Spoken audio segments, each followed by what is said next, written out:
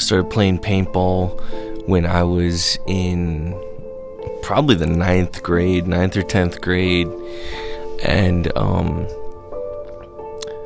a couple of my friends who were a lot older than me, they were probably in their like 20s when I was in ninth grade. It was some of my brother's friends invited me to come out to play on my birthday. And so I went with them, and instead of going to your traditional field, we ended up just going to a freaking park right next to the woods. And we went into the woods, and we had some paint, we had some air, and we just split up the teams and went down, just went at each other. And honestly, that was the first time I ever played paintball, and it was so fun. The feeling of being in the woods and being with friends was a really exhilarating feeling, and I was hooked ever since.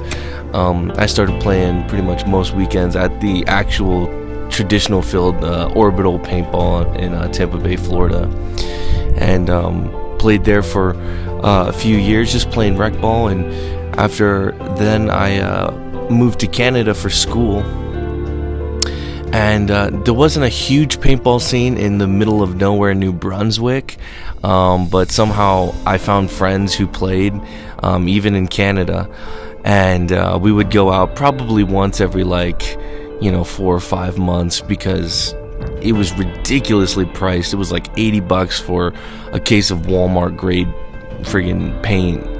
But we would still go out there, and it was so fun to just be able to be in a different country and play, but still have the same woods ball kind of experience. I eventually moved to South Dakota, where I also found even more friends who played out there, and I was going out most weekends out there. I eventually moved out to Arizona, where I really decided to dive back into the paintball community. Mostly because when I was in probably high school still, I bought a disruptive barrel. And I found out that disruptive paintball actually was located in Arizona, in Tucson, where I live. And so I decided to go out to disruptive paintball to play. And dude, had an amazing time. That field's freaking dope. Looked into it a little bit more to see what other fields were out there. I went to Desert Fox. I ended up stumbling upon BKW Paintball in Marana, and that field has been awesome. I love the staff there. Everyone there is super cool, and the community there is super awesome. I went out there and committed to just going out most weekends and made a lot of friends. And the cool thing about that was the friends that I ended up making, they were like, dude, what if we took it to the next level? What if we just didn't keep playing rec ball? What if we started a team? And ultimately that drove my mindset of that I've always had, I wanted to start a paintball team.